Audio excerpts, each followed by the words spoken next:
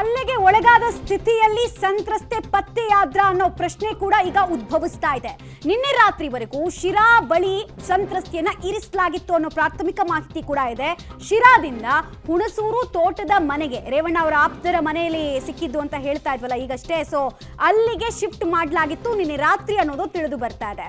ದಾಳಿ ಮಾಡ್ತಾ ಇದ್ದ ಹಾಗೆ ಅಕ್ರಮ ಬಂಧನದಲ್ಲಿ ಈ ಸಂತ್ರಸ್ತ ಮಹಿಳೆಯನ್ನ ಇರಿಸಿದ್ರಲ್ಲ ಅವರೆಲ್ಲ ಅಲ್ಲಿಂದ ಎಸ್ಕೇಪ್ ಆಗಿದ್ದಾರೆ.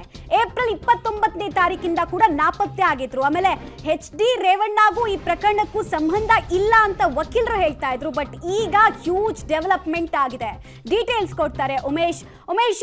ಯಾವ ಸ್ಥಿತಿಯಲ್ಲಿ ಮಹಿಳೆಯನ್ನ ರಿಕವರ್ ಮಾಡಲಾಗಿದೆ, ಎಷ್ಟೊತ್ತಿಗೆ ಅವರು SIT ಕಚೇರಿಗೆ ತಲುಪ್ತಾರೆ ಅನ್ನೋದ್ರ ಬಗ್ಗೆ ಏನಾದ್ರೂ ಅಂದಾಜು ಸಿಗ್ತಾ ಇದೆಯಾ? ಮತ್ತೆ ಇವ್ರನ್ನ ಅಕ್ರಮ ಬಂಧನದಲ್ಲಿ ಇಟ್ಟಂತ ಸಂದರ್ಭದಲ್ಲಿ ಇವ್ರ ಜೊತೆಗೆ ಎಷ್ಟು ಜನ ಇದ್ರು ಅಂತ? ಮಮತಾ ಈಗಷ್ಟೇ ಹುಣಸೂರಿನ ಕಾಳೆನಹಳ್ಳಿ ತೋಟದ ಮನೆ ಏನಿದೆ ಅಲ್ಲಿಂದ SIT ಅಧಿಕಾರಿಗಳು ಬೆಂಗಳೂರಿನತ್ತ ಕರೆತರ್ತಾ ಇರುವಂಥದ್ದು. ಪ್ರಮುಖವಾಗಿ ಈಗ ಸಂತ್ರಸ್ತೆ ಮಹಿಳೆ ಏನಿದ್ದಾರೆ ಆಕೆಯ ಮೇಲೆ ಹಲ್ಲೆ ಆದ ಸ್ಥಿತಿಯಲ್ಲಿ ಆಕೆ ಪತ್ತೆಯಾಗಿದ್ದಾಳೆ ಮತ್ತು ಆಕೆಯನ್ನು ಅಕ್ರಮವಾಗಿ ಬಂಧನದಲ್ಲಿ ಇಟ್ಟಿದ್ದರ ಸ್ಥಿತಿಯಲ್ಲಿ ಪತ್ತೆಯಾಗಿದ್ದಾಳೆ ಅನ್ನೋದ್ರ ಬಗ್ಗೆ ಮಾಹಿತಿ ಲಭ್ಯ ಆಗ್ತಾ ಇರುವಂಥದ್ದು. ಹಾಗಾಗಿ ನಿಜಕ್ಕೂ ಈ ಘಟನೆಯನ್ನು ಯಾವಾಗ FIR ದಾಖಲಾಯಿತು, FIR ದಾಖಲಾದ ನಂತರದಲ್ಲಿ ಆಕೆಯನ್ನು ಯಾವ ಕಿಡ್ನಾಪ್ ಆರೋಪ ಏನು ಕೇಳಿ ಬರ್ತಾ ಇದೆ, ಆಕೆಯನ್ನು ಒಂದು ಕಡೆಯಿಂದ ಮತ್ತೊಂದು ಕಡೆಗೆ ಶಿಫ್ಟ್ ಮಾಡ್ತಿದ್ರು ಅನ್ನೋದ್ರ ಬಗ್ಗೆ ಅಧಿಕಾರಿಗಳು ಕೂಡ ಮಾಹಿತಿ ಲಭ್ಯ ಆಗ್ತಾ ಇರುವಂಥದ್ದು. ಮತ್ತು ಈ ಪ್ರಕರಣದಲ್ಲಿ ಇದಕ್ಕೆ ನಮಗೆ ಸಂಬಂಧ ಇಲ್ಲ ಅಂತ ಏನಾರೋ ಈ ಕೋರ್ಟಲ್ಲಿ ವಾದ ಮಾಡ್ತಾ ಇದ್ರು.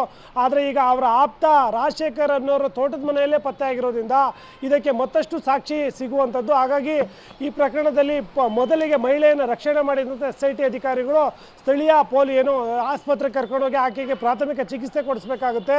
ಚಿಕಿತ್ಸೆ ನಂತರದಲ್ಲಿ ಆಕೆಯನ್ನು SIT ಕಚೇರಿಗೆ ಕರ್ಕೊಬಂದು ಆಕೆಯ ಹೇಳಿಕೆಯನ್ನು ಪಡ್ಕೊಳ್ಳುವಂಥದ್ದು. ಅಂದರೆ ಯಾವಾಗ ಕಿಡ್ನಾಪ್ ಮಾಡಿದ್ರು, ಯಾರು ಕರ್ಕೊಂಡೋದ್ರು ಮತ್ತು ಎಲ್ಲೆಲ್ಲೆಲ್ಲ ಇಟ್ಟಿದ್ರು ಆಕೆಯನ್ನು, ಈ ಒಂದು 3-4 ದಿನಗಳ ಕಾಲ ಆಕೆ ಎಲ್ಲಿದ್ಲು ಮತ್ತು ಯಾರು ಕಿರುಕುಳ ಕೊಟ್ಟರು, ತೊಂದರೆ ಕೊಟ್ಟರು ಅನ್ನೋದ್ರ ಬಗ್ಗೆ ಕೂಡ ಕ್ಲೀನಾಗಿ ಅದನ್ನ ಸ್ಟೇಟ್ಮೆಂಟ್ ಪಡ್ಕೋಬೇಕಾಗುತ್ತೆ. ಸ್ಟೇಟ್ಮೆಂಟ್ ಪಡ್ಕೊಂಡ ನಂತರದಲ್ಲಿ ಈ ಪ್ರಕರಣಕ್ಕೆ ಮತ್ತಷ್ಟು ತಿರುವು ಸಿಗುವ ಸಾಧ್ಯತೆ ಇದೆ ಮತ್ತು ಹೆಚ್ಚುವರಿಯಾಗಿ ಬೇರೆ ಬೇರೆ ಸೆಕ್ಷನ್ಗಳು ಕೂಡ ಆ್ಯಡ್ ಆಗ್ತವೆ. ಆದ ನಂತರದಲ್ಲಿ ಈ ಕೇಸ್ ಯಾವ ರೀತಿ ತಿರುವು ತಗೊಳುತ್ತೆ ಅನ್ನೋದು ಒಂದು ಕಡೆ ಆದರೆ, ಈಗ ಕೋರ್ಟಲ್ಲೂ ಕೂಡ ನಿರೀಕ್ಷಣಾ ಜಾಮೀನಿದೆ, ಅದರದ್ದು ಆದೇಶ ಕಾಯ್ದಿರಿಸುವಂಥದ್ದು. ಈಗ ಕೋರ್ಟ್ ಕೂಡ ಅಧಿಕಾರಿಗಳನ್ನು ಸಂಪರ್ಕ ಮಾಡಿ ಆಕೆಯ ಪ್ರಾಥಮಿಕ ಮಾಹಿತಿ ಏನು ಹೇಳಿದಾಳೆ ಅನ್ನೋದ್ರ ಬಗ್ಗೆ ಕೂಡ ನ್ಯಾಯಾಧೀಶರು ಅದನ್ನು ತಿಳ್ಕೊಂಡ ನಂತರದಲ್ಲಿ ಅದನ್ನು ಜಾಮೀನು ಕೊಡುವಂಥದ್ದು ಅಥವಾ ಕೊಡಬಾರ್ದು ಅನ್ನೋ ನಿಟ್ಟಿನಲ್ಲಿ ಇನ್ನೇನು ಕೆಲವೇ ಕ್ಷಣಗಳಲ್ಲಿ ನಿರ್ಧಾರ ಆಗ್ತದೆ. ಎಲ್ಲದಕ್ಕೂ ಉತ್ತರ ಸಿಗಬೇಕು ಅಂತಂದ್ರೆ ಸಂತ್ರಸ್ತ ಮಹಿಳೆ ಏನಿದ್ದಾರೆ ಆ ಮಹಿಳೆ ಬೆಂಗಳೂರಿನ SIT ಕಚೇರಿಗೆ ಬರಬೇಕಾಗುತ್ತೆ.